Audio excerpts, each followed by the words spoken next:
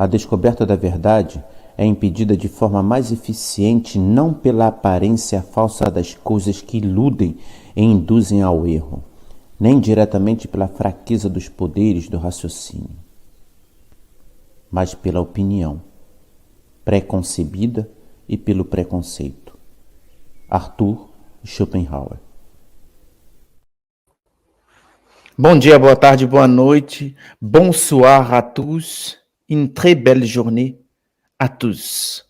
Hoje eu tenho o prazer, o privilégio de trazer aqui no nosso palácio, na nossa casinha, no nosso château, um dos representantes do núcleo d'Aquila França, é responsável do projeto também Les Différents. Daqui a pouco eu vou mostrar para vocês o que significa.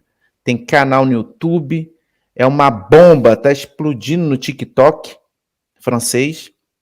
Mas ele, o Nicolas Bardon, é ele que vai trazer os assuntos aqui sobre o começo de tudo, le commencement. A gente já viu aqui no canal já umas histórias assim, né? Tipo, ligação com aqueles que desceram dos céus, aqueles que vieram de longe, né, os Anunnaki. Agora a gente vai abordar da perspectiva francesa, da pesquisa do Nicolas. E o Nicolas já tem um bom tempo trabalhando nesse assunto, estudando. Ok? Bom, antes de chamar o Nico, como eu chamo ele carinhosamente, é o Nico. Ó, galera no chat, é live gravada, então, ó, mas já deixa comentário aí, ok? Deixa comentário aí, deixa as perguntas aí para o Nico, que mais tarde a gente vai poder traduzir as perguntas e eu vou poder responder, traduzir as respostas do Nico diretamente num vídeo gravado, ok? Então, vamos lá. Hoje a gente vai falar em francês e ative agora a opção da legenda em português, porque a live está está liberada para quem fala português e também francês. Vai estar liberado para todas as línguas. Você vai ter que ativar aí na sua opção no YouTube, em francês é sous-titre, para gente é legenda. Vai lá, tranquilo, dá uma pausa, ativa e vai lendo, ok? Bom, introdução, um beijo no coração de todos e até daqui a pouco.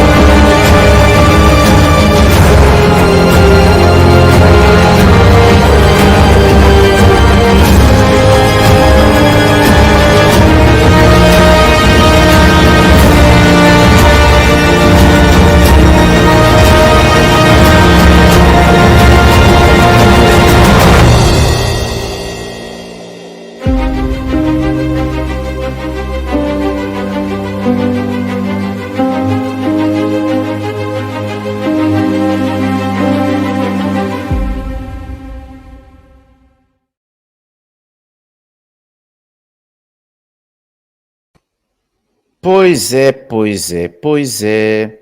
Bonsoir, bonsoir, bonsoir. Bonjour aussi. Bon après-midi et bonne tout.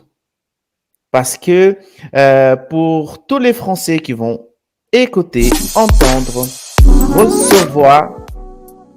recevoir des informations de ce live, je vous souhaite une très belle séance.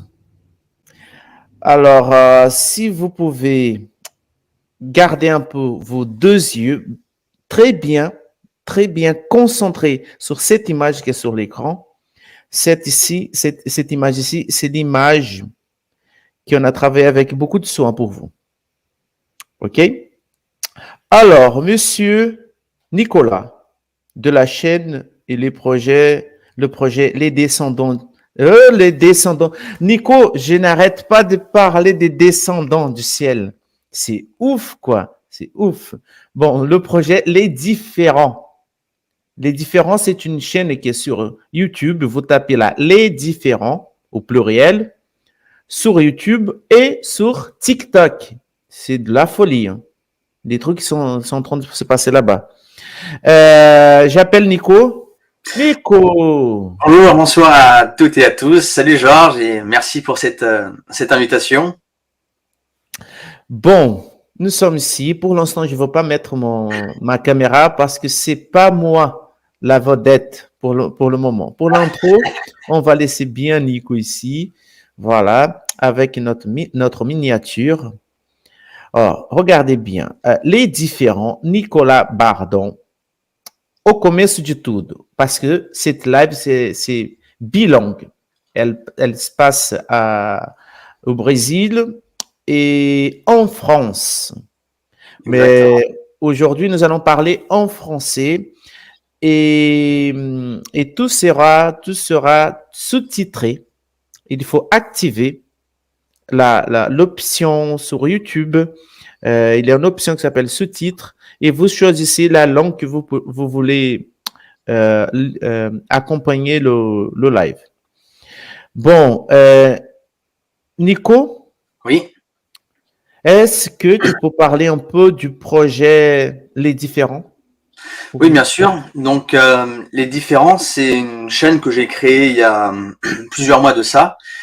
Et c'est une chaîne, comme son nom l'indique, qui est vraiment destinée à toutes les personnes qui se sentent, qui pensent, qui perçoivent les choses, la réalité, leur environnement d'une manière différente. Donc, c'est une chaîne qui a pour objectif de pouvoir justement présenter, offrir à ces personnes des réponses à leurs questions, différents sujets qui pourraient les intéresser.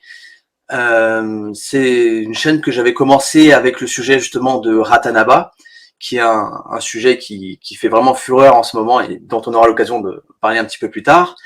Et ensuite, j'ai tout simplement enchaîné avec différentes vidéos à propos de l'origine de l'homme, de la Terre, toute une histoire qui a été cachée et que j'ai expliqué plutôt bien en détail pour offrir justement à toutes les personnes qui se poseraient des questions par rapport à ça, bien des réponses sur le pourquoi du comment de cette situation, comment est-ce qu'on en est venu à la situation actuelle.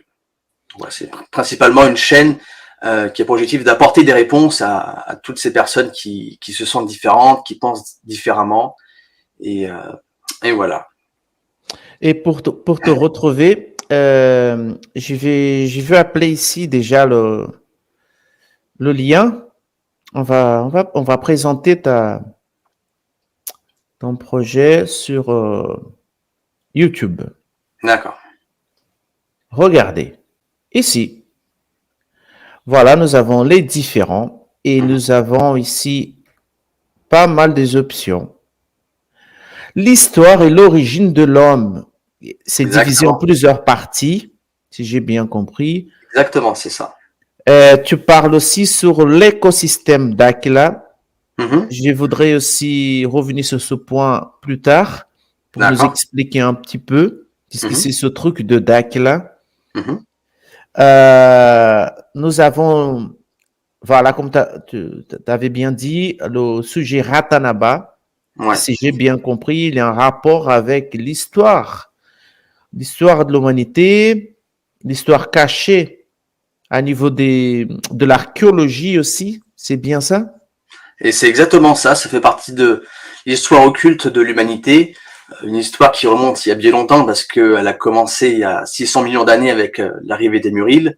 On aura l'occasion d'en parler plus amplement. Mais c'est exactement ça. Et donc, c'est une histoire qui refait surface depuis quelques mois principalement. Du coup, avec les recherches entreprises par le groupe de recherche d'Aquila, donc mené par Urandir et accompagné par Fernanda Lima, Saulo, l'architecte également qui... non, pas l'architecte, l'archéologue qui les suit sur le terrain, puis d'autres personnes qui ont mené beaucoup de recherches sur le terrain, qui se sont vraiment beaucoup investis pour chercher la vérité, chercher des réponses, et qui nous en ont beaucoup apporté. Je veux aussi une vidéo ici, un documentaire polémique. Oui, documentaire de la Terre convexe, c'était le feu au moment où c'est sorti. Il faut savoir que j'avais fait beaucoup de promotions avant, à l'époque, sur tous les sites, sur toutes les pages Facebook, qui étaient justement autour de la Terre plate. Et c'est vrai qu'au début, les gens ils étaient un petit peu curieux, un peu dubitatifs. Et les réactions étaient très curieuses. Au début, ça a été bien accueilli, honnêtement. Et ensuite, il y a certains, on va dire, leaders de certains mouvements de Terre plate, tout ça, qui ont commencé à remettre ça en question. Alors, je ne sais pas pourquoi exactement. Peut-être parce que on allait trop sur leur territoire, je ne sais pas. Et puis, voilà, il y a eu des, comme vous pouvez le voir sur une de mes vidéos où il y a marqué scam, no fake, tout ça. Il y a eu des vidéos-réponses qui ont été faites pour démonter un peu tous ces arguments bidons, toutes ces attaques que le documentaire a pu recevoir. Ah, génial. OK. C'est, en fait, tu abordes aussi des thèmes considérés tabous, quoi. On ne Ah peut oui. pas, on ne peut pas poser des questions sur le format de la Terre, si j'ai bien compris. Non, c'est un sujet Comp- assez sensible. Comporte, si on parle de la Terre plate, de la Terre convexe, de la Terre carrée, de la Terre triangle, c'est genre, on ne peut pas te poser des questions. Oui, oui, c'est assez compliqué de remettre en question ces valeurs-là, et en même temps, c'est compréhensible parce que c'est vrai que durant toute notre enfance, durant toute notre existence, en fait, à l'école, partout, on nous a toujours enseigné des choses bien claires, bien précises, et c'est vrai que devoir tout remettre en question, c'est pas facile, c'est vraiment pas un exercice qui est simple, et je peux comprendre qu'il y ait certaines résistances à cela, tout simplement. Très bien. Je vois aussi un autre sujet ici polémique. Mhm. Vaisseau et Oui, technologie biomécanique. C'est cette vidéo-là. oui, oui, absolument. Ah, c'est une vidéo très ancienne, hein, j'ai posté il y a 7 ans déjà. C'était simplement en fait une vidéo donc, qui était issue du groupe de recherche d'Aquila, mais à l'époque ça s'appelait Projet Portail, dans laquelle il présentait tout simplement certaines technologies issues de nos 49 partenaires, qui sont 49 races d'autres dimensions. Et donc dans cette vidéo, on peut voir donc à la fois des vaisseaux, mais je crois aussi des vidéos où ils font des exercices avec des sphères de plasma. Et je crois aussi qu'il y a une magnétoïde qui apparaît dans la vidéo. Donc voilà, c'est juste une vidéo de présentation un petit peu de ce qui se fait à Dakila. Alors, tu avais parlé des 49 races. On va revenir sur ce sujet aussi. Oui, oui. Il y a aussi les crop cercles. Oui, donc c'est une vidéo qui avait bien marché, hein, 160 000 vues. Je m'attendais pas à l'époque. Alors c'est pas du tout moi qui fais le documentaire. En fait, c'était un documentaire que j'avais déjà sur mon ordinateur depuis des années et des années, et je l'ai trouvé vraiment super intéressant. J'ai trouvé que les personnes qui ont produit ce documentaire, ils avaient un point de vue bien détaillé, bien neutre. Ils expliquaient vraiment les choses avec beaucoup de. C'était très didactique, et donc je l'ai reposté pour que le plus grand nombre puisse en profiter, tout simplement. Très bien. Alors, les crop cercles, vaisseaux extradimensionnels, si j'ai bien compris, en langage populaire, les extraterrestres. Voilà, pour, pour faire simple. OK. Langage ufologie. Mhm, OK. L'histoire cachée de l'humanité. Le format de la Terre. ouais. Ça et aussi le champ, j'ai pas oublié, technologie biomécanique. Je sais aussi que tu fais tes recherches, tes études à niveau aussi de la technologie mentale. Oui, c'est un sujet qui me passionne énormément. Même dans mes études d'ailleurs, donc j'ai commencé par faire de la psychologie, ensuite je me suis orienté vers la lithothérapie et le magnétisme. Donc pour ce genre de discipline, il faut beaucoup étudier toute la mécanique énergétique du corps humain, méridien, chakra, aura, tout ça, mais aussi tout ce qui est autour des capacités mentales extrasensorielles, donc étudier le cerveau, les ondes cérébrales, tout cet univers-là pour maîtriser son sujet, tout simplement. Très bien. Regardez ici, parce qu'on n'a pas fini ça, c'est YouTube. Mais le feu, je sens bien que le feu, il est bien plus présent sur TikTok. Ça marche bien, c'est vrai. Vous pouvez retrouver les points différents sur TikTok. Ouais. Et là, 26K, 8000 abonnés, presque 9. Et regardez ces vidéos-là, 105K. Ça veut dire que ça intéresse beaucoup le sujet de l'histoire de l'origine. Oui, oui, oui, ça intrigue beaucoup les gens, ils se posent beaucoup de questions. Et en même temps, ce qui est assez curieux, c'est que du coup, dans mes vidéos, je parle de sujets qui touchent beaucoup de thématiques différentes, comme les religions, par exemple. Hmm. Et les gens, ils font des connexions entre ce que je dis et ce qu'ils ont pu apprendre dans leur vie. C'était le cas très récemment avec les 144 000, donc qui est le 4e groupe dimensionnel qui est venu sur Terre, et qui est présent dans la Bible avec les 144 000 anges. Donc les gens, ils font plein de connexions et puis ils cherchent à savoir justement comment tout ça c'est pour de vrai en fait. Donc il y a bien sûr une partie qui est très ouverte et qui pose des questions bienveillantes, puis il y a une autre partie, je peux le comprendre, qui est un peu plus réticente à accepter ces informations. Ouais, parce que là, tu as parlé de 144 000. Un autre thème, c'est les dimensionnels. Oui. Pour une personne qui n'est pas habituée à ce recherche, elle se pose, je pense, je me positionne dans la peau de cette personne. Elle dit, mais ça, c'est un truc de barjo, non? Oui. Et c'est pour ça justement que dans les vidéos que je publie, j'ai voulu commencer par le tout début, le commencement du commencement, pour apporter au fil des vidéos une logique dans tout ça. Parce que c'est vrai, quand on parle par exemple de la Terre, le système Terre ou la Terre convexe, ça peut paraître bizarre. Pourquoi est-ce que la Terre elle serait plate? Quel est le sens de tout ça? Et je me suis rendu compte en fait que les gens ils n'avaient pas forcément les réponses à ça, et que pour comprendre pourquoi est-ce que la Terre était convexe, il fallait en amont avoir déjà un certain bagage de connaissances pour comprendre comment est-ce qu'on en est venu à avoir une Terre qui est plate, qui est convexe. Donc je suis parti du tout début et j'ai fait la chronologie jusqu'à aujourd'hui pour apporter tous les éléments de réponse et que les gens puissent compléter le puzzle. C'est génial, c'est génial. Je suis curieux, Nico. Comment tout ça a commencé avec toi? Tu avais quel âge et pourquoi? D'aussi loin que je me rappelle, j'ai toujours été baigné dans cet univers entre guillemets paranormal. Mes plus anciens souvenirs, c'était des trucs un peu bizarres. Je voyais des silhouettes qui se baladaient dans ma chambre. J'avais peut-être 3-4 ans, c'est mes plus anciens souvenirs. Donc j'ai toujours été baigné dans cet univers-là. Il m'a toujours fasciné, souvent effrayé aussi, parce que quand on est tout jeune, ça peut être flippant de voir des choses voler dans la pièce, des personnes se déplacer, disparaître, apparaître. Donc voilà, on va dire que pendant les 10 premières années, ça a été assez mouvementé à ce niveau-là. Ensuite, ça s'est calmé. Je pense de mes 8 à 10 ans, il y a une période assez calme. Et tout a vraiment démarré à fond la caisse quand j'avais 10 ans, je me rappelle très bien. C'était un mercredi et c'était en début d'après-midi. Je m'ennuyais, j'étais sur le canapé. Et tout d'un coup, j'ai eu une photo en fait de Crop Circle qui est apparue dans mon esprit.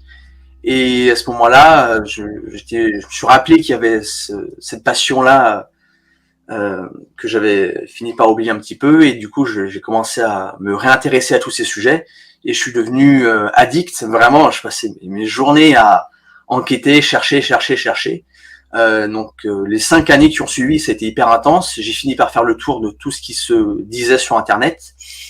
Et de mes 15 à 17 ans, en fait, j'ai fait une recherche un peu plus soft jusqu'au jour où je suis tombé sur le site de Sonia et Ottavio qui s'appelle c'était Un autre regard. Et donc j'ai vu sur ce groupe-là qui présentait un groupe qui avait un partenariat justement avec 49 races d'autres dimensions. Ils avaient fait plein d'articles très bien écrits par Sonia, qui a une très belle plume. Si elle me voit, je la salue d'ailleurs. Hein. Et j'étais extrêmement intéressé par tout ce qui se disait et j'ai immédiatement envoyé un mail pour les rencontrer. Alors à l'époque j'avais 17 ans, donc c'était un peu compliqué pour moi pour me déplacer. Mais j'ai finalement pu rencontrer tout le groupe 4 ans plus tard. Non, c'était en 2014, donc c'était 3 ans après. Donc dans le cadre d'un voyage au Tenchel, un voyage formidable. Et puis voilà, ça s'est jamais arrêté. Et, je suis encore passionné jusqu'au bout en 2023 et pour des années encore à venir. C'est génial, 10 ans quoi. 4 ans, tu commences à détecter des trucs pas habituels. 10 ans, tu commences à chercher. Ouais, non, ça a été une passion toujours, ça a toujours été présent Et je suis très content parce que c'est un univers que j'adore, donc je suis content que ça soit fait de cette manière-là. Très bien. Je pense on peut rentrer dans le sujet. Parce D'accord. que j'ai des questions. J'ai des Ah, questions par rapport à tes recherches sur le commencement. mhm. Mais je vais laisser mes questions pour plus vers la fin. D'accord. Ta carte blanche, c'est ta maison. Tu dissertes comme tu veux. Ici, c'est comme ça chez nous. Mhm. Aucun filtre, aucun dogme, aucun. Ici, c'est Nicolas. Projet les différents. D'accord, ok. Pas de OK? limite, et ok, ça marche. Donc, on va commencer par, comme l'a dit Georges, les origines de tout. Alors, pourquoi est-ce qu'on commence par ce sujet-là en particulier? Bah, c'est comme j'expliquais tout à l'heure. C'est important d'avoir toutes les clés pour comprendre l'histoire entière. Et donc, commencer par le début, bah, c'est la chose la plus logique à faire, en tout cas de mon point de vue. Alors, il faut savoir qu'il y a très longtemps de ça, il y a un groupe de 49 races d'autres dimensions qui se sont unis, afin de mener un projet assez incroyable. C'était de créer un être qui aurait 100% d'émotion. Alors cette histoire d'émotion, vous allez voir, c'est quelque chose qui est vraiment récurrent. Il faut savoir que d'après les informations qu'on a pu recevoir de nos partenaires, parce que ce sont des partenaires, hein, j'expliquerai ça un peu après, que ce soit dans cet univers ou dans tous les autres, et même dans n'importe quelle réalité parallèle qui puisse exister, hein, dans toute la création, le niveau maximal d'émotion pour tous ces êtres vivants, c'est au maximum 10-15%. On plafonne à 15%.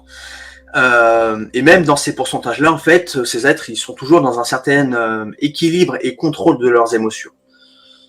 Donc la Terre, c'est le seul monde de toute la création où les émotions sont vécues dans leur intégralité, c'est-à-dire à 100%. Et ce 100%-là, on l'a atteint il n'y a pas si longtemps que ça, mais encore une fois, j'y reviendrai un petit peu plus tard. Alors, qu'est-ce que ça représente tout ça et pourquoi seulement la Terre?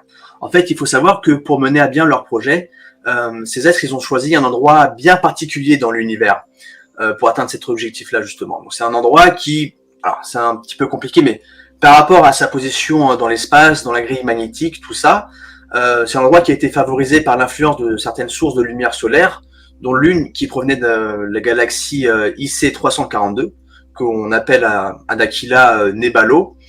Et donc, ils ont pris la décision de construire, entre guillemets, à cet emplacement, une gigantesque plateforme qu'on appelle le système Terre et qui est le monde sur lequel nous vivons. Je sais pas si c'était la photo du système Terre. Donc, cette plateforme-là, en fait, elle est constituée de 9 parties que l'on appelle des anneaux, et chacune de ces parties est séparée des autres par de gigantesques murs de glace et de puissants champs électromagnétiques. Voilà, donc vous allez voir sur la photo, donc sur la photo, il y a 1, 2, 3, 4, donc ce qu'on appelle des anneaux. Donc dans la réalité, il y en a 9, mais j'ai pas trouvé de photo où on avait 9 anneaux. Nico, plus tard, je vais te filer ces photos-là. Nous avons des cartes. Super. On a trouvé des cartes très intéressantes. Génial. Bah, c'est avec grand plaisir parce que sur le Google français, en tout cas, c'est très dur de trouver ce genre de cartes. Donc voilà. Donc comme vous pouvez le voir, hein, donc on a 9 anneaux différents et chaque anneau, il a ses propres spécificités, sa propre faune, sa propre flore, mais aussi ses propres habitants. Donc l'espèce humaine, la nôtre, elle se trouve actuellement au centre de ce système Terre, dans le premier anneau. On a également un deuxième anneau, donc celui qui est juste à côté. Donc celui-là, il est un petit peu particulier, parce que c'est ce que certaines personnes appellent le monde astral. Donc pour les personnes qui ne sauraient pas ce que c'est l'endroit où vont les personnes lorsqu'elles décèdent et avant de se réincarner. Donc cet anneau-là, il a aussi d'autres spécificités, mais ce que je viens de dire là, c'est vraiment la principale.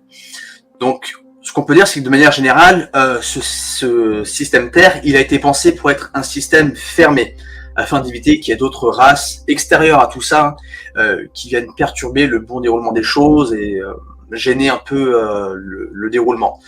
Donc, il existe une espèce de membrane par-dessus tout le système Terre, en fait, comme une coque ou comme un dôme, comme certains l'appellent, qui protège justement de ça et qui fait en sorte que toutes les personnes qui sont à l'intérieur ne peuvent pas sortir et que toutes les personnes qui sont à l'extérieur ne peuvent pas entrer, excepté bien sûr les 49 races qui ont créé ça.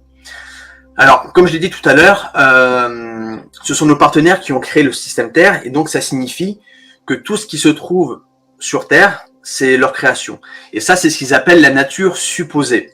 Supposée parce que tout ce que nous, on considère comme naturel, comme l'œuvre du temps, l'évolution, tout ça, en fait, c'est une création artificielle de leur part. Que ce soit les animaux, les végétaux, les minéraux, la terre, la mer, le ciel, même la lune, le soleil, les planètes, les étoiles, tout ça, c'est leur création.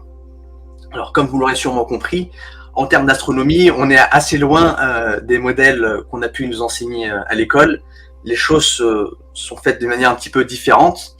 D'après leurs concepteurs, la Lune, par exemple, la Lune et le Soleil, ils feraient exactement la même taille et ils seraient à peu près à 160 km au-dessus du niveau de la mer. Donc pour le détail, la Lune elle est à 80% physique, le Soleil à 15%, et le Soleil ne serait pas chaud. Ça change vraiment beaucoup des informations qu'on peut avoir parce que le cœur du Soleil, par exemple, c'est plusieurs millions de degrés. Donc voilà, on a quelque chose qui est vraiment très différent de ce qu'on a pu nous apprendre. On n'a pas encore beaucoup d'informations par rapport aux planètes et aux étoiles, donc je ne vais pas trop m'étendre sur le sujet, mais il y a un documentaire qui fera suite au documentaire de la Terre convexe, et je crois qu'il s'appelle Anomalie des astres, qui devrait sortir prochainement, je ne sais pas quand, il n'y a pas de date qui ont été annoncées, mais voilà, il y a un documentaire qui va couvrir le sujet de la Lune, du Soleil et des étoiles, principalement. Donc voilà, donc on a un petit peu toute la scène qui se met en place, on a un projet, on a un groupe qui s'est uni pour ce projet-là, et on a le matériel nécessaire pour faire aboutir ce projet. Donc tout a été fait pour qu'il y ait des êtres qui puissent expérimenter à 100% les émotions. Après une période de temps que je ne connais pas du tout, mais qui correspond à il y a 600 millions d'années pour nous, il y a eu ce qu'on appelle la civilisation Murile qui est venue sur Terre. Donc cette civilisation-là, elle est venue il y a 600 millions d'années, et c'est une civilisation qui est composée de 7 races différentes, parmi lesquelles Antares, Sirius, Orion, Pégase, et toutes ces races-là provenaient de différentes dimensions. Donc les Muriles, ils sont venus sur Terre avec différents objectifs, dont celui de cartographier notre monde, et de le rendre aussi plus habitable, parce qu'à l'époque, la Terre était plus dense et inhospitalière qu'elle ne peut l'être aujourd'hui. Donc cette civilisation, c'est une civilisation qui parlait l'Irdine, qui est la première langue parlée sur Terre, et leur technologie était incroyablement plus évoluée que pourrait bien être la nôtre dans 10, 20, 30, 50, 100 millions d'années. C'était vraiment une civilisation incroyablement avancée sur le plan technologique. Du coup, ils sont restés sur Terre pendant 150 millions d'années. Donc, ils sont partis il y a 450 millions d'années. Et du coup, durant cette très grande période de temps, les Muriles, ils auront su vraiment laisser leur marque et nous faire profiter d'un héritage assez incroyable. Donc, il faut savoir que la Terre possède une grille magnétique que les Muriles ont cartographiée, et ce, dans tout le système Terre, pas que dans le premier anneau. Donc, ils ont identifié les lieux qui avaient la plus grande intensité énergétique, en fait. C'est ça que ça veut dire.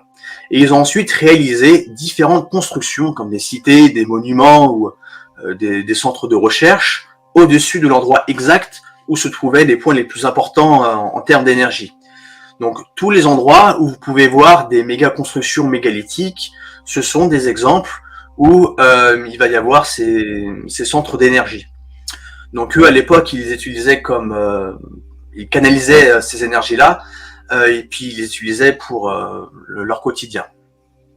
Donc toutes les constructions en pierre qu'on peut avoir aujourd'hui, que ce soit des pyramides ou des pyramides à degrés, enfin c'est différents types de pyramides, certains temples aussi, tout cet héritage issu des Égyptiens, Péruviens, Brésiliens, de la Grèce, tout ça c'est un héritage de cette civilisation. Et les civilisations qui ont suivi les Muriles, ils ont repris ça et puis ils ont juste remodelé un petit peu à leur manière, suivant leur style respectif. Donc on peut citer parmi toutes ces constructions les forts bastonniers. Donc ce sont ces forts en forme d'étoile que l'on peut trouver en France, au Brésil, en Argentine, en Grèce, en Allemagne, même au Japon. Donc c'est vraiment présent sur tous les continents. On a aussi le fort Principe da Beira au Brésil, dont la datation réelle est de 430 000 ans, qui est très bien préservé. Et tout ça, en fait, c'était des aires d'atterrissage pour les vaisseaux, et dont la pointe, elle indiquait un lieu bien précis, dont on parlera un petit peu plus tard. Donc, de tout cet héritage incroyable qu'on a pu avoir des Muriles, il y a deux choses qui ressortent plus que les autres. Le premier, c'est Ratanaba, et le deuxième, c'est le chemin de Peabilu. Donc, on va voir que ces deux éléments-là sont très liés. Je sais pas le mot, désolé. Donc, Ratanaba.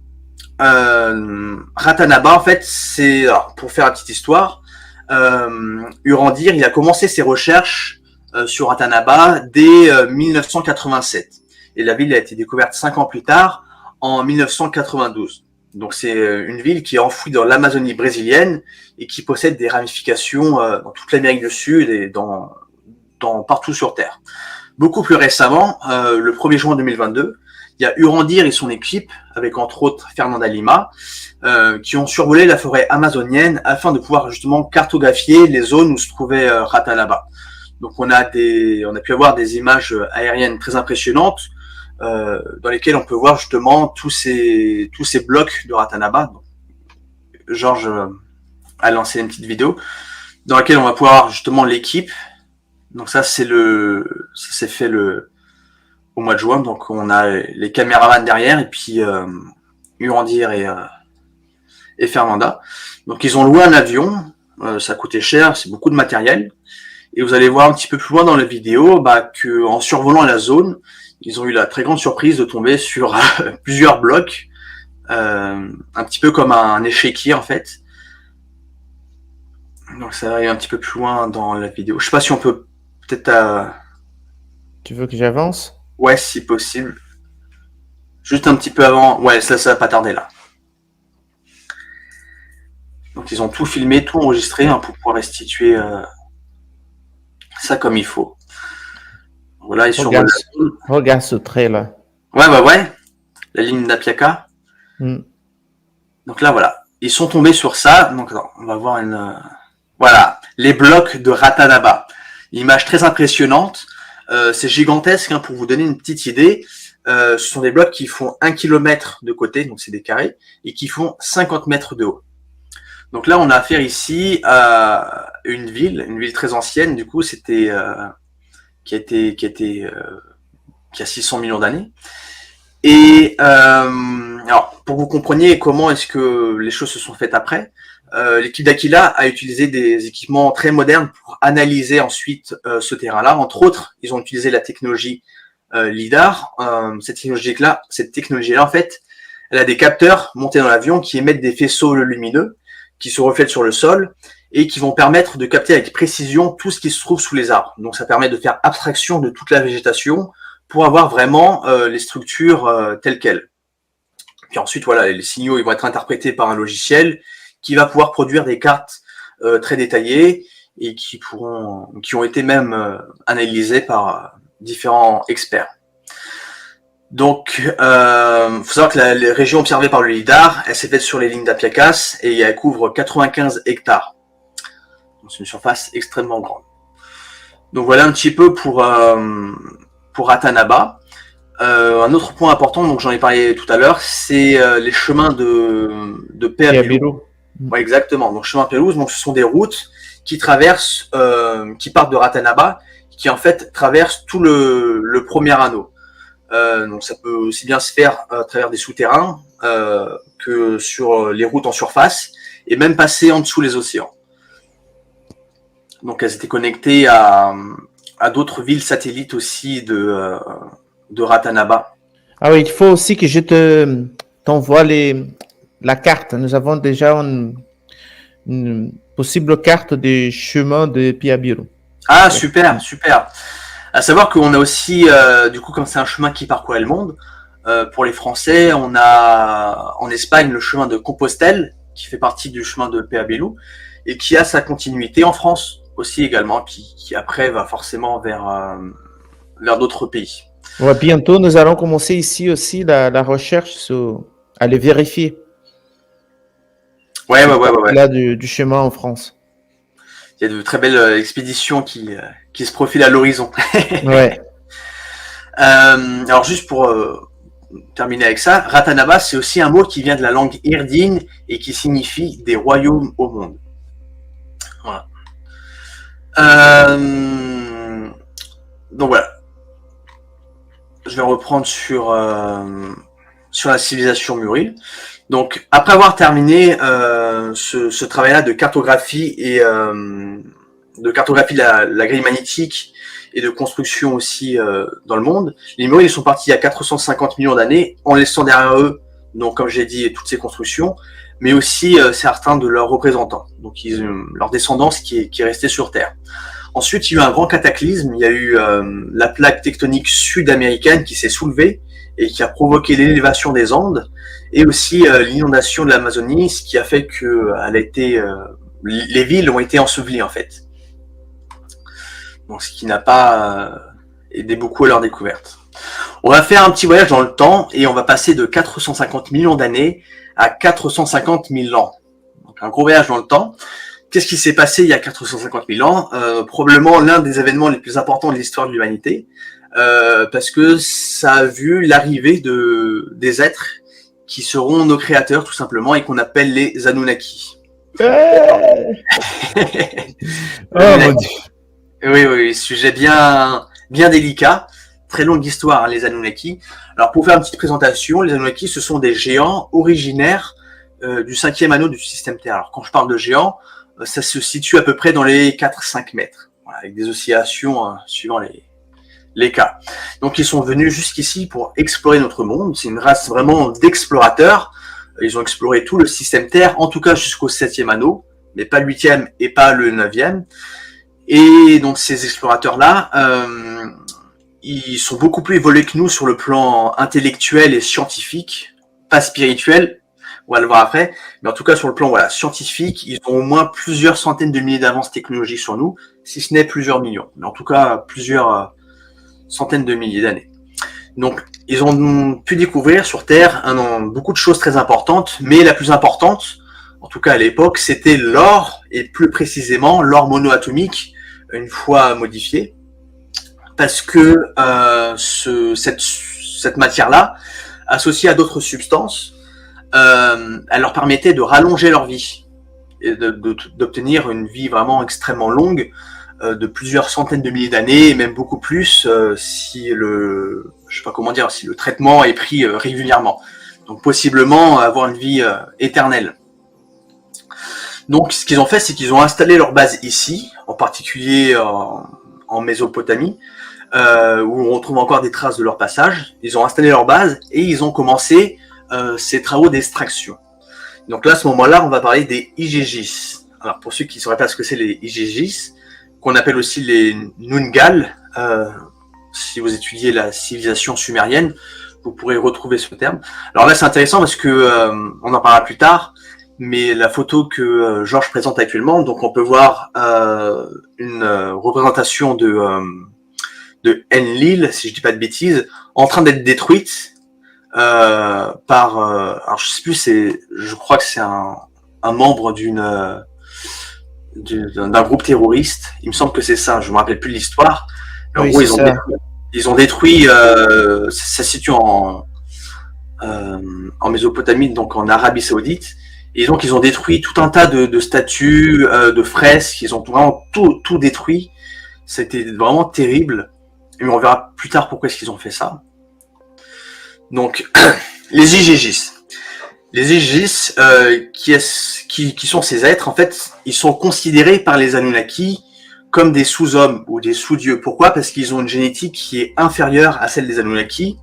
Et aussi, on a retrouvé des traces dans les écrits, parce qu'ils avaient une teinte de peau plus blanchâtre que les Anunnaki, qui sont un petit peu plus bronzés. Donc, en quoi le racisme ne date pas, ne date pas d'hier. Même sur ça, ils ont pris de l'avance, les Anunnaki, sacré personnage. Et donc, oui, donc c'est aussi des êtres qui vont avoir les yeux un petit peu bridés et un petit peu en amande. On a des statuettes, voilà exactement. Donc on a un petit aperçu de l'apparence de ces êtres-là. Ils sont des reptiles? Non, ils sont pas reptiliens. C'est vrai que les yeux prêtent un peu à confusion, mais c'est des hommes comme nous en fait. C'est des hommes comme nous. Ils sont plus petits que les Anunnaki, un peu plus grands que nous, mais ils appartiennent pas à cette race reptilienne.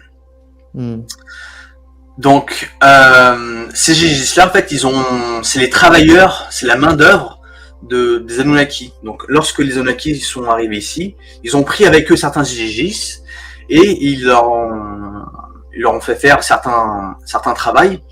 Donc ils ont plusieurs fonctions principales.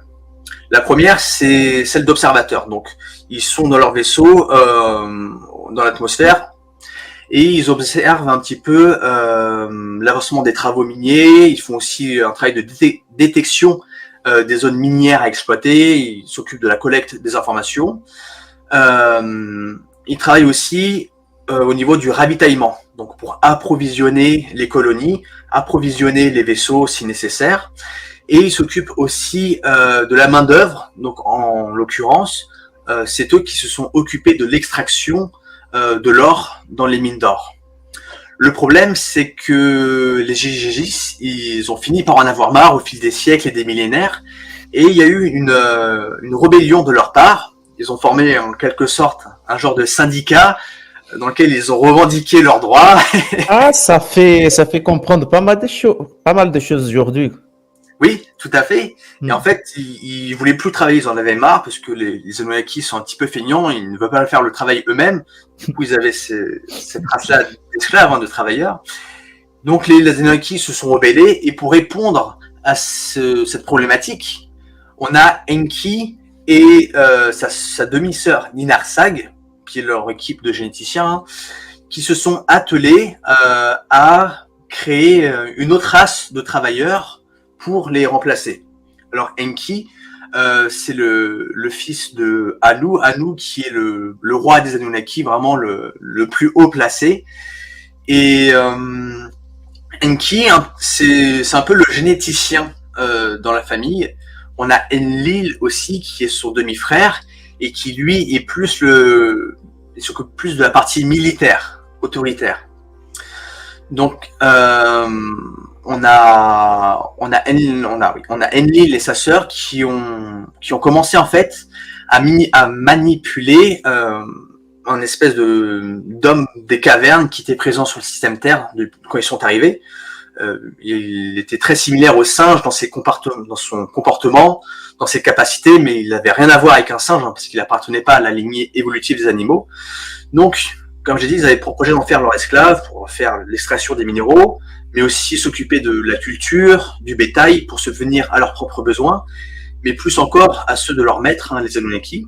Donc, pour atteindre leur objectif, ils ont fait en sorte de rendre ces êtres plus intelligents, avec plus de conscience, capables de faire des choses qu'ils ne pouvaient pas faire avant. Donc, en somme, de les perfectionner pour pouvoir en faire des travailleurs fonctionnels. Parce qu'avant, forcément, ils étaient à un niveau tellement primitif que pas capables de faire grand-chose. D'ailleurs, si on étudie la langue sumérienne, on se rend compte que on tombe sur un mot qui est A plus loin dans, donc qui sera le nom qu'ils vont donner au premier être de la race adamique. On en reviendra plus tard. Et ce nom-là, en fait, ça signifie bétail, animaux. C'est-à-dire qu'on était tellement primitifs à leurs yeux qu'ils nous considéraient vraiment comme des bêtes, quoi. C'est la petite parenthèse. Donc, à l'aide des métaux et des minéraux qui ont été extraits par ces esclaves, les Anunnaki sont finalement parvenus à exploiter l'or monoatomique. Donc, il y avait énormément d'or en abondance sur le système Terre, puis ils l'ont transformé en or monoatomique. Ils ont aussi utilisé l'argile rouge primordiale, qui est un argile bien différent de ce qu'on peut avoir aujourd'hui, qui était vraiment beaucoup plus riche en minéraux. Et donc, ils ont réussi à allonger leur durée de vie en manipulant leur propre sang et en provoquant une transformation de leur biorhythme, de leur génétique. Donc, au fil des millénaires, parce que c'est un projet qui s'est fait sur très longtemps, il y a eu beaucoup de tests qui ont été faits. Il y a eu un grand nombre de modifications qui ont été apportées sur ces êtres afin de répondre toujours plus à leurs besoins. Donc, ça a parfois donné lieu à des nouvelles races à part entière et ça a parfois donné lieu à d'autres versions, si je puis dire, la race 1.3, 1.4, un peu bizarre. Ils ont un petit peu redessiné ces êtres-là pour que... Pour les améliorer à chaque étape. Exactement.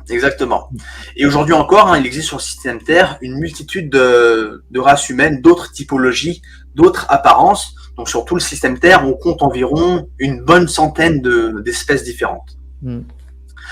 Et justement, quand on parlait d'hommes de Cro-Magnon, d'hommes de Néandertal, qui officiellement sont deux espèces bien distinctes, l'homme de Néandertal qui s'est éteint, c'était une des versions qu'ils ont créées, tout simplement. Donc, le temps passe, ils créent des choses. Ce qu'il faut savoir, c'est que les premiers êtres humains à être apparus sur le système Terre, la toute première conception, elle a été créée par des êtres très évolués qui appartenaient à d'autres plans d'existence et n'avaient rien à voir avec les humains créés par les Anunnaki. Et cette race-là qui a été créée, on peut trouver sur une grande pierre dans la région de Rondônia, au Brésil, des inscriptions très anciennes laissées par la civilisation Muril il y a des centaines de millions d'années de ça. Et parmi ces inscriptions, on retrouve la formule pour créer ce modèle d'être humain. Alors pourquoi j'en parle ? C'est parce que c'est tout simplement cette formule-là, qui sera bien après avoir créé ses premières races d'esclaves, utilisée par Enki et sa demi-sœur Ninarsag pour créer la race adamique. Alors, ils n'ont pas utilisé que ça, on va le voir après. Faut savoir que les êtres du groupe des 49 races, ils ont toujours observé tout ce qui se passait ici. Ils ont été très attentifs et ils ont vu l'arrivée des Anunnaki sur Terre. Ils ont vu la façon dont ils ont exploité les êtres qui s'y trouvaient par la suite. Mais ils ont vu que parmi tous ces esclavagistes, il y avait un être qui se distinguait de tous les autres et qui s'appelle Enki. Ils ont pu voir en effet que Enki, c'était globalement quelqu'un de bien pour l'humanité, pour les êtres humains. Ils ont vu qu'il voulait les protéger, leur donner le meilleur pour qu'ils puissent avoir toutes les conditions pour se développer correctement et avec dignité sur Terre. Mais ils ont aussi observé qu'Enki, il avait une mentalité et une conscience différente de ses congénères, un genre de côté spirituel que les autres n'avaient pas développé.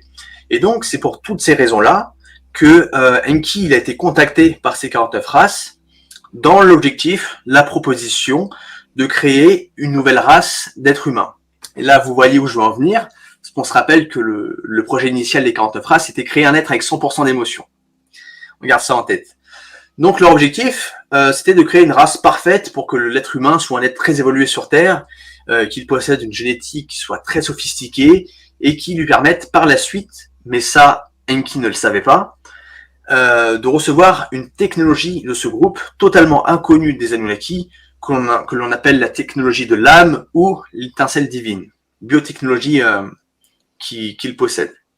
On parlera après de l'âme, tout ça, un peu plus tard.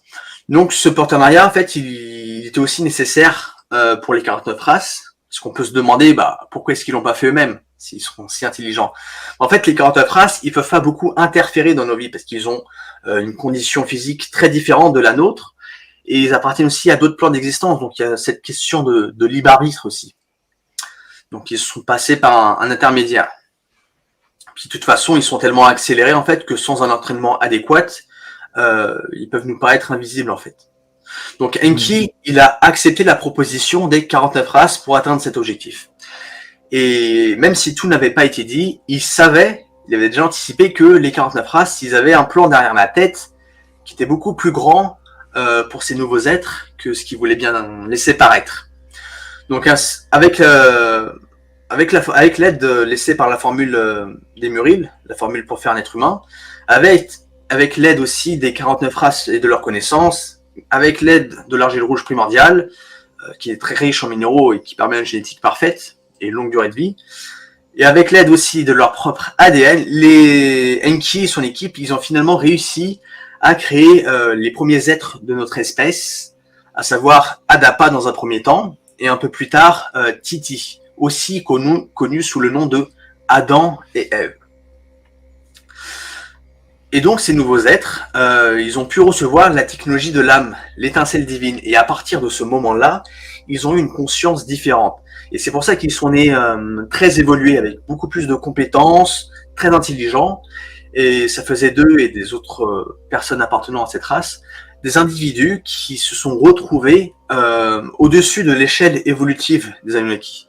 Et donc qui étaient dans un sens supérieur à eux à ce niveau-là.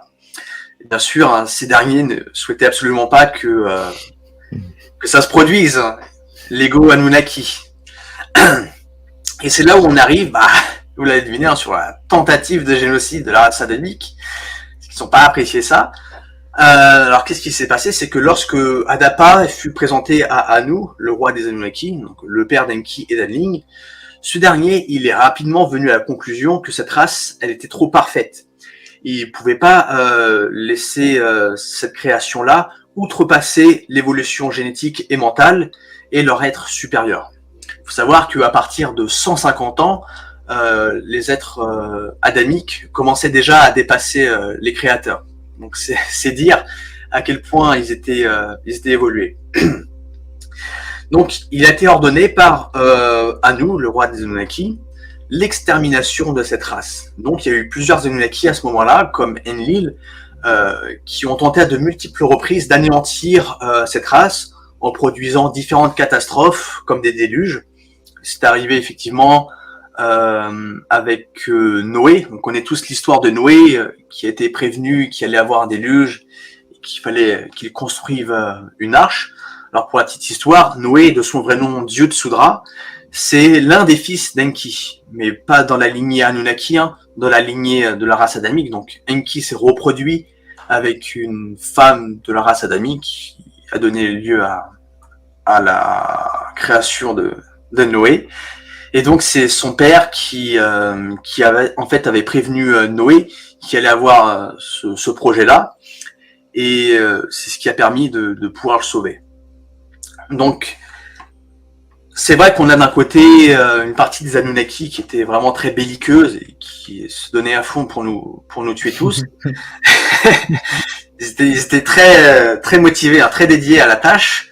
Mais en parallèle, on avait aussi un autre groupe d'Anunnaki, le groupe d'Enki, qui eux n'ont eu de cesse de nous aider. Ils ont vraiment fait ce qu'ils pouvaient pour nous aider. Malheureusement, malgré leurs efforts, il y a eu plusieurs interventions génétiques qui ont eu lieu sur nous pour nous affaiblir au maximum.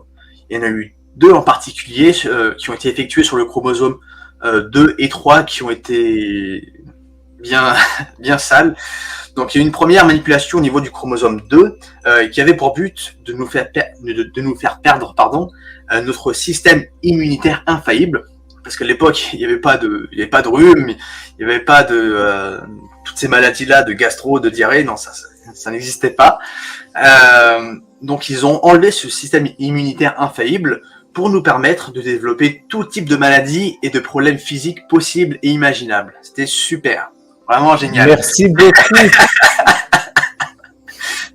Mais ils se sont pas arrêtés là. Ils se sont dit, pourquoi s'arrêter dans si bon chemin? Et ils ont attaqué le chromosome 3, qui lui a été modifié pour limiter notre durée de vie à 120 ans maximum, alors qu'avant on pouvait facilement vivre des milliers d'années, je pense. Donc plus tard, il y a eu des altérations au niveau des gènes P53 et P57 qui ont été réalisées afin d'accélérer le processus de vieillissement, pour que ce soit beaucoup plus rapide qu'avant. Et donc, au fil du temps et des modifications génétiques, notre sang, qui à la base était bleu, il est progressivement devenu rouge. Alors vous allez me dire, comment est-ce que c'est possible que le sang soit devenu bleu? En fait, il faut savoir que dans le passé, la Terre, elle avait de nombreuses particules d'or en suspension dans l'air. Et les plantes, en fait, elles captaient ces particules-là. Et nous, après, on mangeait ces plantes qui avaient absorbé ces particules. Et lorsque ces plantes étaient ingérées, ça faisait que le sang était bleu. Donc ce sang bleu-là, c'est aussi ce qu'on appelle le sang du principe, le sang original. Donc c'est un sang auquel il faut qu'on retourne à terme. Donc c'est la petite parenthèse. Donc notre sang bleu qui est progressivement devenu rouge, notre corps parfait il a été modifié pour ne pas pouvoir survivre longtemps sur Terre. Ils ont par exemple raccourci les hanches des femmes afin qu'elles aient beaucoup de douleur et du mal à accoucher. Il faut savoir qu'à l'origine, les femmes, elles avaient aucune douleur durant ce processus d'accouchement. Mais du coup, c'est apparu après. Et donc, voilà, ils ont fait tout un tas de petites modifications pour nous rendre la vie vraiment infernale. Mais dans leur quête, ils ont bien réussi. Hein. Ils ont fait un très bon boulot. Honnêtement, je leur tiens la main. Enfin, bravo. Ils sont fortiches en matière de destruction. Et voilà. Donc, dans leur quête de destruction, les Anunnaki, sans le savoir, ils ont participé une nouvelle fois au perfectionnement de la race adamique. Pourquoi ? Parce que les modifications qui ont été apportées au niveau des chromosomes 2 et 3, ils ont permis tout simplement d'augmenter encore un peu plus notre pourcentage d'émotions. À l'époque, on n'était pas encore à 100%, il y avait encore du chemin à faire, mais ça a été un gros coup de pouce. Et tout ça, en fait, c'est une petite réflexion personnelle, hein, mais ça m'a laissé penser que décidément, les 49 races avaient vraiment l'air d'avoir tout prévu. Au cours de mes recherches, je me suis vraiment rendu compte qu'il y avait beaucoup de choses qui avaient l'air d'avoir été calculées à l'avance, même des milliers d'années avant. Donc, le temps passe et on arrive à peu près 13-14 000 ans avant Jésus-Christ. Un petit peu après la fin du dernier déluge. Un déluge d'ailleurs hein, qui a été complètement artificiel parce qu'ils ont tout simplement fait exploser des bombes en Antarctique au niveau des glaciers, ce qui a généré la chute de ces glaciers qui a donc soulevé de gros volumes d'eau, entraînant par la suite des méga tsunamis, rasant tout sur leur passage. Et en plus de ça, en combinaison, ils ont aussi généré des pluies diluviennes. Donc tout a été fait pour encore une fois essayer d'éradiquer les êtres humains. Et voilà. Après, à cette date-là, après ce dernier déluge, à défaut d'avoir vraiment réussi à éradiquer la race adamique, les Anunnaki, ils ont eu l'idée d'avoir sur nous un contrôle absolu. Et pour ça, ils ont créé ce qu'on appelle un système de matrice. Un peu comme dans le film Matrix, d'ailleurs. C'est à peu près la même chose. Alors, qu'est-ce qu'ils ont fait ? Ils ont tout simplement manipulé la vraie histoire de l'origine de l'homme et de la Terre. Ils ont effacé les événements, les preuves, les personnes qui étaient dérangeantes au bon déroulement de leur plan, leur scénario. Ils ont créé des guerres, les religions, différents types de sociétés. Tout ça dans le but de nous emprisonner mentalement et de nous couper de la réalité, la vraie réalité. Donc ils ont modifié le format de la Terre pour créer un modèle de Terre sphérique, afin que l'on pense que l'on n'est nulle part d'autre où aller. Et un modèle d'univers infini pour qu'on se sente petit, seul et insignifiant aux yeux de la création. Et ce qui est vraiment fou, c'est que si vous regardez certaines vidéos où justement ils partent d'un point tout petit sur Terre et ensuite ça dézoome et on voit toutes les planètes, toutes les galaxies, tous les amas de galaxies, où on part du tout petit au plus grand, on voit beaucoup de commentaires de personnes qui disent aux yeux de l'univers, on est vraiment tout petit, on est vraiment insignifiant, notre vie n'a vraiment pas d'importance au vu de la grandeur de l'univers, et c'est exactement ce qu'ils voulaient générer, et ça a parfaitement bien marché. Parce que c'est pas vrai, on n'est pas du tout insignifiant. Peu importe la taille des choses autour de nous, notre essence, qui nous sommes, ça a une importance. Donc, en parallèle de tout ça, ils ont aussi mis en place et dirigé différentes sociétés secrètes afin de pouvoir transmettre leurs ordres et à travers ces intermédiaires leur faire mettre en place leur plan.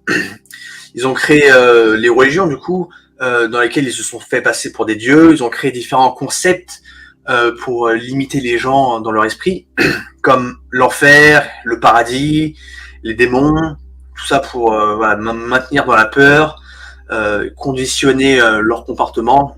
Ils ont créé une fausse histoire pour nous éloigner de qui nous sommes vraiment, de notre vraie nature. Voilà, tout ça a été fait pour nous couper de notre potentiel, nous couper de nous-mêmes, parce que être coupé de la vraie nature du monde, c'est dans un sens être coupé d'une partie de nous-mêmes. Donc voilà, ils ont fait toutes ces choses-là et beaucoup plus encore, et ça a installé ce qu'on pourrait appeler l'ère des ténèbres. Tout simplement, c'est la matrice. L'humanité prise au piège dans une prison mentale dont elle a beaucoup de mal à s'en sortir, tout simplement. Mais nos amis nos partenaires des étoiles n'avaient pas dit leur dernier mot, parce que en réponse aux actes des Anunnaki, qui étaient des actes très graves, parce que autant les 49 races, ils sont très respectueux du libre arbitre, autant les Anunnaki, eux, ont violé à de très nombreuses reprises le libre arbitre des êtres humains, mais aussi les lois universelles. Ils ont commis beaucoup de crimes, alors je sais pas si c'est le mot approprié, mais beaucoup de choses qu'ils ne fallait pas faire et qu'ils ont faites, ce qui a permis aux 49 races de pouvoir intervenir, parce que le couple créateur, l'énergie suprême, ce qu'on peut appeler Dieu, et les 49 races ne pouvaient pas permettre l'extermination de la race adamique. Et ils ont entrepris des actions qui sont allées en ce sens. Alors qu'est-ce qui s'est passé? Il faut savoir qu'en temps normal, les êtres des 49 races, ils ne peuvent pas rester plus de 7 heures sur Terre, parce que au-delà, la densité de notre monde, ça leur fait perdre la mémoire, et ils finissent par rester bloqués ici sur Terre s'ils partent pas d'ici là. Et au moment de leur mort, en fait, ils finissent par rentrer dans ce processus de réincarnation, ils perdent leur corps, leurs souvenirs, et c'est le début de la galère. Donc, en 13 000 ans avant Jésus-Christ, vint l'arrivée du premier groupe d'êtres dimensionnels sur Terre. Malheureusement, les choses ne se sont pas passées comme prévu, et le groupe, il n'est pas parvenu à mener à bien sa mission. La forte densité de la troisième dimension, donc de la Terre, parce que la Terre et tous les êtres qui vivent dessus, ils appartiennent à la troisième dimension. Donc cette densité-là, en fait, elle aura eu raison de ces individus qui finirent par perdre la mémoire, leur capacité et leur corps au moment de leur mort. Donc il y a eu un deuxième groupe de dimensionnels qui a été envoyé plus tard, en 6000 avant Jésus-Christ, donc 7000 ans après, pour venir en aide au premier groupe et continuer à aider l'humanité dans son éveil, toujours pareil. Donc ils ont pu bénéficier cette fois-ci d'un accompagnement plus prononcé de la part des 49 races. Ceci dit, une fois encore, la densité de la Terre a fini aussi par affecter leur mémoire et ils n'ont pas pu mener à bien leur mission. Il y a eu alors un troisième groupe de dimensionnels qui a été envoyé en 4004 avant Jésus-Christ, toujours dans le même but de réveiller les groupes précédents et d'aider dans l'évolution des êtres humains. Et 7 mois après, toujours en 4004 avant Jésus-Christ, 7 mois après, il y a eu un quatrième et dernier groupe qui a été envoyé sur Terre. Un groupe composé de 144 000 individus bien particuliers qui sont arrivés pour aider et soutenir les trois autres groupes dans leur mission. Alors là, vous allez me dire, l'histoire, elle se répète. Pas tout à fait. Parce que, à leur arrivée, conscients qu'ils allaient perdre la mémoire à cause de la densité de la Terre, le troisième et le quatrième groupe, ils ont écrit sur des plaques un ensemble d'informations sur qui ils sont et ce qu'ils sont venus faire ici. Alors, vous allez dire, qu'est-ce que c'est que ces plaques? Les plaques ou archives cosmiques ou livres de la vie, comme on peut le lire parfois dans la Bible, peu importe les noms qu'on lui donne. Donc, ce sont des technologies que les dimensionnels, donc, ce sont les êtres des 49 races qui sont venus sur Terre pour leur mission. C'est pour ça qu'on les appelle les dimensionnels. Ils sont venus donc avec des plaques qu'ils ont apportées avec eux sur Terre. Donc qu'est-ce que c'est ces plaques? Ce sont des registres individuels sur lesquels chacun a écrit son engagement, le compromis qu'il a accepté d'accomplir et le travail qui doit être réalisé dans cette vie-là. Donc c'est une sorte de petite astuce qui a été utilisée pour qu'on puisse se rappeler par nous-mêmes de notre engagement et de notre mission, et dans un même temps réactiver notre mémoire cosmique. Par rapport à la plaque et nous, il faut savoir qu'il y a une connexion entre nous et notre plaque.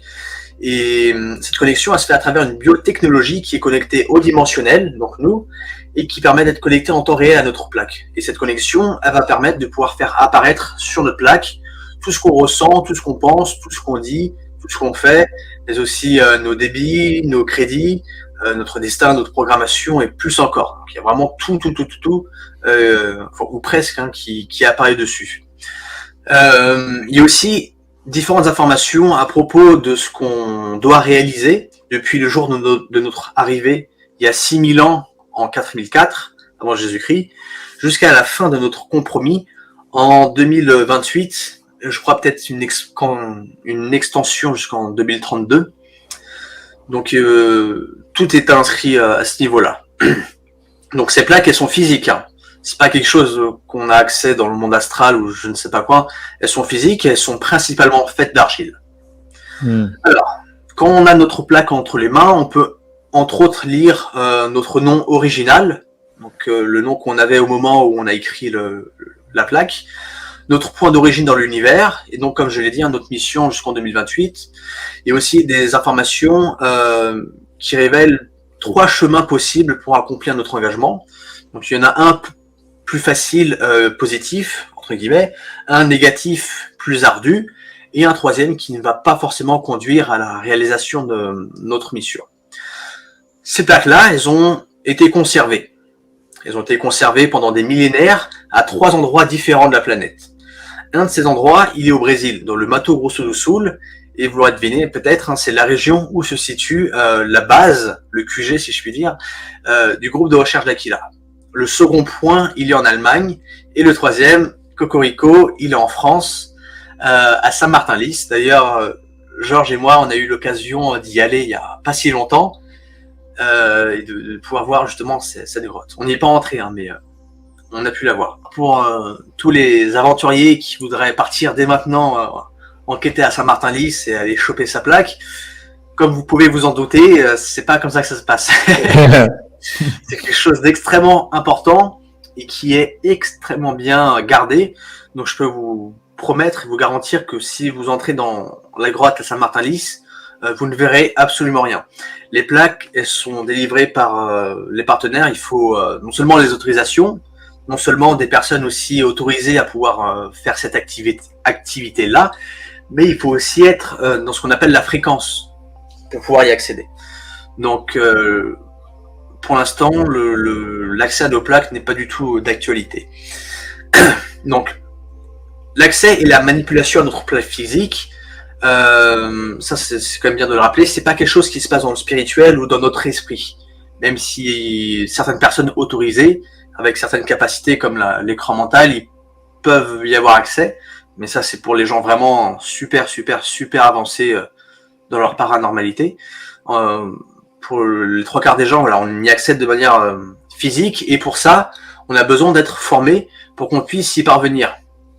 Parce qu'on a fini avec le temps par perdre cette fréquence-là. Et donc, lorsqu'on va y accéder, on va pouvoir voir tout ce qu'on a écrit dessus.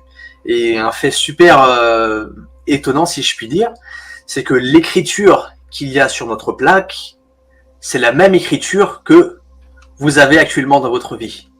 Donc quand vous allez prendre votre plaque, vous allez voir exactement la même écriture que vous pouvez avoir sur votre cahier. Je trouve ça assez surprenant.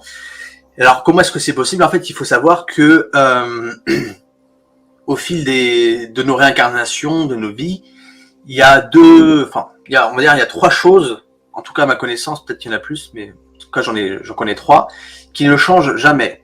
Le premier, c'est notre sexe. Donc si vous êtes un homme dans cette vie, vous l'avez été dans toutes les autres. La deuxième chose, c'est votre écriture. Ça reste toujours la même. Et la troisième chose, c'est le regard au niveau des yeux. Vous allez aussi avoir un corps physique qui va plus ou moins ressembler à ce que vous avez pu avoir, mais c'est plus flexible déjà. Donc voilà, pour en revenir au sujet, je digresse un petit peu. Donc cet accès aux plaques, il se fait à travers un entraînement énergétique qu'on peut réaliser soit à la base de D'Aquila ou même s'entraîner en dehors dans différents noyaux. Donc tout le monde peut accéder à sa plaque, il n'y a pas de privilège ni quoi que ce soit, tout le monde est au même niveau.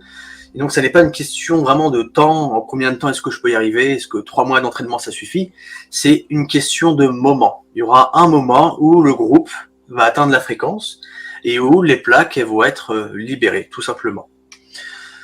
Donc c'est pour ça aussi que c'est très important que chacun puisse avoir accès à sa plaque pour que la personne puisse se remémorer sa mission cosmique, tout simplement.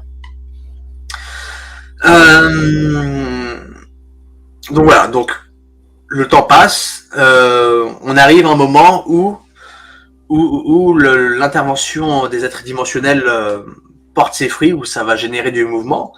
Donc on avait un point, je sais pas si on peut dire central, mais on avait un point dans lequel les Anunnaki géraient tout, et ils ont été bougés. Oh. Désolé. Un coup de pression. Pas de souci. Désolé. Non, aucun souci. Alors pour ceux qui se demandent, c'est notre ami Bilou qui est intervenu. Oui, en parlant de dimensionnel, voilà. Pour ceux qui n'ont pas vu un encore, voilà un extra-dimensionnel. Et il me semble qu'on a des photos, alors je sais pas si je les ai sur l'ordinateur, mais on a des photos plutôt nettes. Enfin, plutôt nettes. Ah, j'ai pas encore accès. J'ai pas eu encore accès. Enfin, je recherche les photos, mais c'est intéressant. Et alors, je fais une petite parenthèse. Cette vidéo-là que Georges est en train de montrer, c'est une vidéo qui est vraiment iconique et incontournable à Daquila. C'est vraiment un socle pour nous. C'est une vidéo dans laquelle il y a la personne qui filme, qui pose la question à Bilou. Bilou, quel est ton message pour la Terre, pardon. Et on a Bilou qui va donner un petit peu presque le slogan d'Aquila qui est chercher la connaissance. Seulement chercher la connaissance. Et effectivement, c'est ce que fait Daquila depuis des années. Mais Nico, je veux surfer là sur la question dimensionnelle. Et extraterrestre et dimensionnel. La différence entre les deux? Ouais. Okay. Parce que là, l'être que vous êtes en train de voir là, lui, ce n'est pas un extraterrestre. Lui, c'est un extradimensionnel. Oui. Parce que les extraterrestres sont, par exemple, les Anunnaki. Et ils ne sont pas des extraterrestres qui viennent d'autres galaxies ou d'autres planètes. Non, ils sont d'ici, de notre système Terre. Et ça, on va expliquer plus tard avec le temps. Ouais. Non, c'est exactement ça, en fait. Ce qu'on appelle, nous, de nos jours extraterrestres, donc en dehors de la Terre, c'est avec ce modèle de Terre sphérique et de planètes un petit peu partout dans l'univers. Mais en fait, il n'y a pas vraiment d'extraterrestres, étant donné qu'on est tous au sein du même système Terre. À la limite, on pourrait dire un extra anneau. Oui, ceux qui viendraient d'autres anneaux, mais ce serait un peu bizarre. Oui. Donc voilà. Et les êtres là que vous voyez, ils appartiennent à d'autres dimensions. Donc nous ici, on est dans la 3e dimension. Tout ce qui existe ici, c'est la 3e dimension. Les animaux, les plantes, les minéraux. Et en fait, ils appartiennent à des dimensions supérieures. Donc la 4e, 5e, 6e, 8e. Au sein des 49 races, ça va de la 4e à la 9e. Pour vous faire une petite idée. Donc voilà, donc ils sont extradimensionnels, ils sont au-dessus de la 3e dimension. Et Bilou, lui, est originaire de Pégase. Il est de la 4e dimension. Et c'est un Laquim. D'ailleurs, une des 3 races intraterrestres avec lesquelles on est en relation, avec les Tots et Betamix. Donc, on a Enlil avec son symbole du taureau. Le taureau, il est très lié au marché financier. Si vous regardez le trading, tout ça, tout le monde de la bourse, il y a beaucoup ce symbole de taureau qui revient, et c'est normal parce qu'en fait, Enlil, il est derrière toute l'économie mondiale.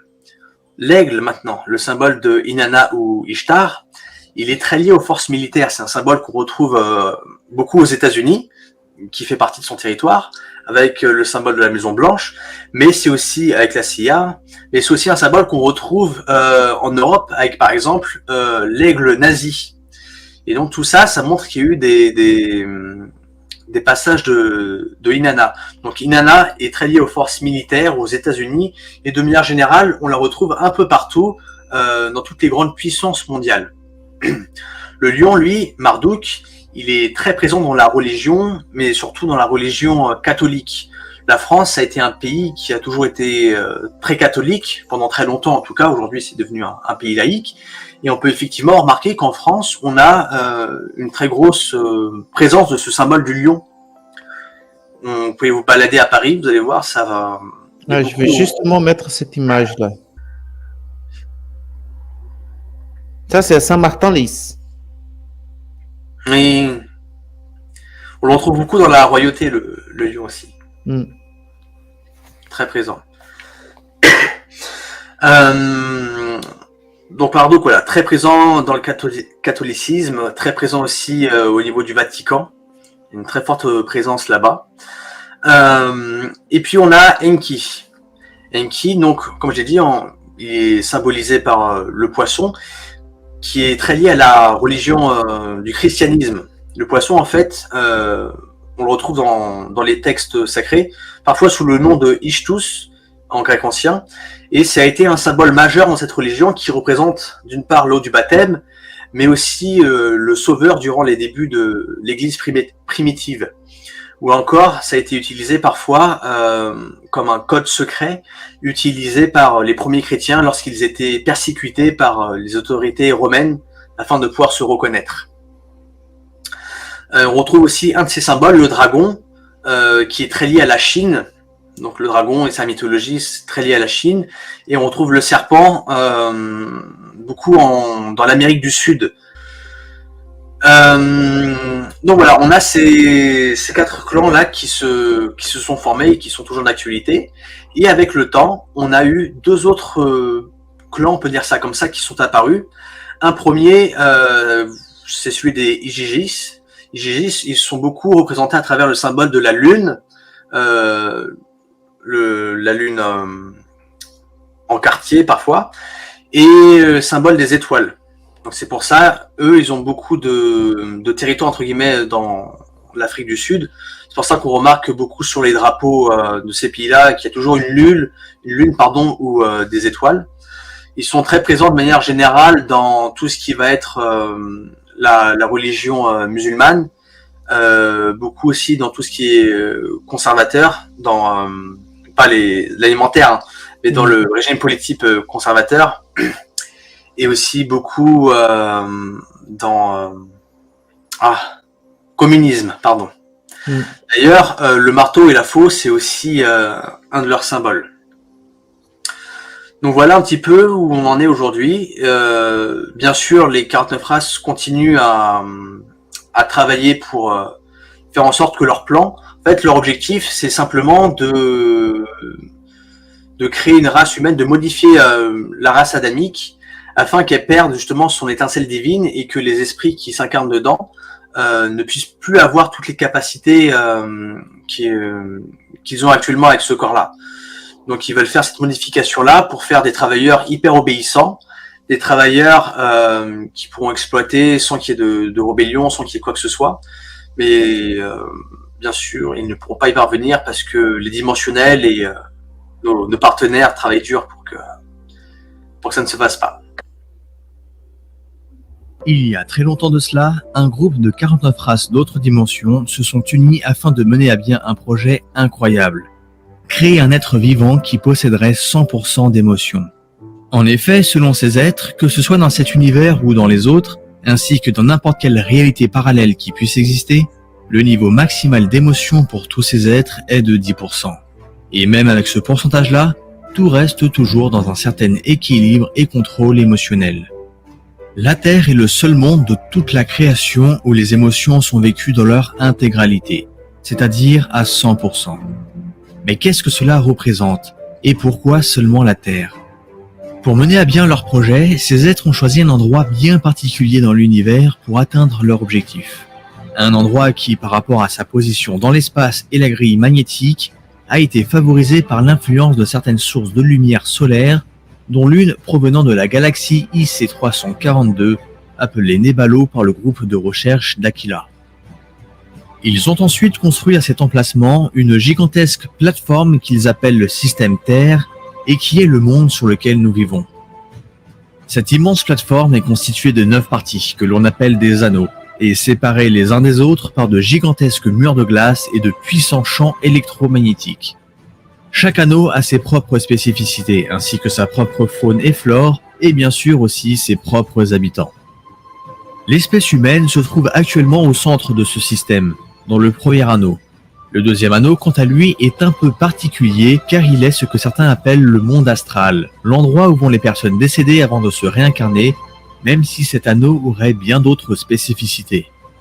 Ce système Terre a été pensé pour être un système fermé, afin d'éviter que d'autres races extraterrestres ne viennent perturber le bon déroulement des choses.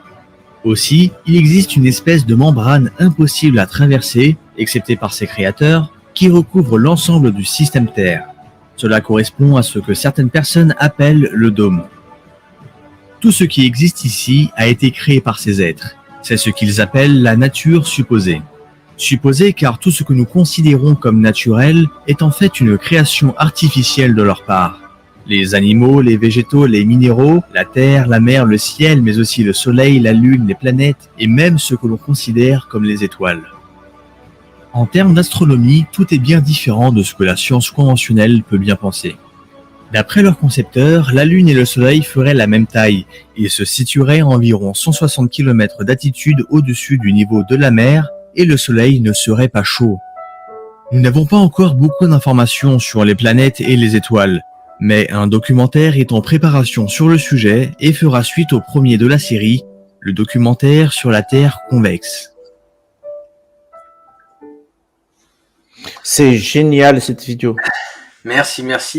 Du coup, on vous a partagé cette vidéo pour que vous puissiez avoir un petit aperçu du contenu que je propose sur ma chaîne et juste avoir un aperçu en fait.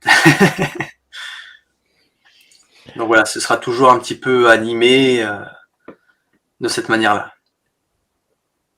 Très bien. Alors, je vous propose à tous de faire un tour sur la chaîne YouTube de Les Différents et sur la chaîne aussi sur TikTok, c'est aussi Les Différents. Vous avez vu au tout début du live. Si vous n'avez pas vu au début du live, vous allez revenir en arrière et tout regarder de A à Z parce qu'il y en a beaucoup d'informations. Oui. Et ces informations, elles sont déjà dilatées en détail, en pédagogie, dans les vidéos de chaque chaîne, aussi au Brésil, quand aussi en France. Et aussi, nous sommes disponibles pour répondre à toutes vos questions gentiment. Si vous venez avec des trucs bizarres dans vos têtes, ne vous inquiétez pas, on va vous mettre dans les rails. Ok, tranquillement. Ouais. Venez comme vous venez, mais on se calme parce que pour revisiter l'histoire alternative de l'humanité, il faut aller doucement, mes amoureux, mes chéris, parce que vous êtes habitués à l'autre programme et nous proposons un autre. Et ça se fait doucement, avec beaucoup de patience. Nous avons des réponses pour pas mal de questionnements. Le problème avec ces réponses, ce n'est pas les réponses en soi, mais c'est la programmation. C'est l'éducation que nous avons eue pendant longtemps qui ne nous permet pas de questionner la réalité. Et là, l'exercice, ça va être de réapprendre à questionner la réalité. Et ça, on fait doucement parce que ça fait un froid dans le dos, ça fait réchauffer le ventre, ça fait un court-circuit dans le cerveau. On doit y aller doucement et avec beaucoup de patience. Alors, si vous venez agité, extrêmement agité, et en train de nous engueuler, nous allons vous engueuler aussi, hein, avec amour. Et bienveillance. Voilà, avec bienveillance. Alors, si vous voulez comprendre toutes ces terminologies, tous ces thèmes, tranquillement, venez. C'est pour ça que les plateformes, les réseaux, ils sont disponibles. Nous sommes sur plusieurs plateformes pour vous amener quelques informations pour que vous puissiez continuer vos recherches. OK? Un bisou dans votre cœur, parce que ça, c'est une expression brésilienne. Je sais que ça sonne pas bien des fois en français. Et je m'excuse aussi pour mon accent. Dernièrement, je suis en train de travailler beaucoup plus avec la langue portugaise, mais je vous promets de bien revenir sur la langue française pour régler les termes et les expressions. Moi, je connais très bien ton français, t'en fais pas. Écoute, merci à toutes et à tous pour votre attention. J'espère que ce live vous aura plu. Comme l'a très bien dit Georges, hein, si vous avez des questions, c'est avec plaisir qu'on y répondra. Et écoute Georges, moi je te remercie beaucoup pour cette opportunité et j'espère qu'on aura l'occasion de pouvoir réitérer l'expérience dans le futur. Yes, nous allons faire la deuxième partie de ce live. Ciao, ciao. Ciao, bisous.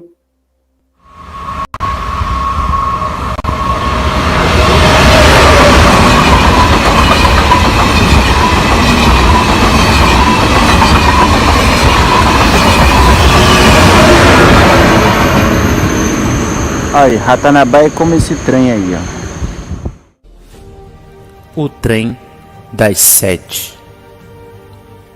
Oi, oi o trem, vem surgindo de trás das montanhas azuis, olha o trem. Oi, oi o trem, vem trazendo de longe as cinzas do velho Éon. Oi, já vem, fumegando, apitando, chamando os que sabem do trem. Oi, é o trem, não precisa passagem, nem mesmo bagagem no trem. Quem vai chorar?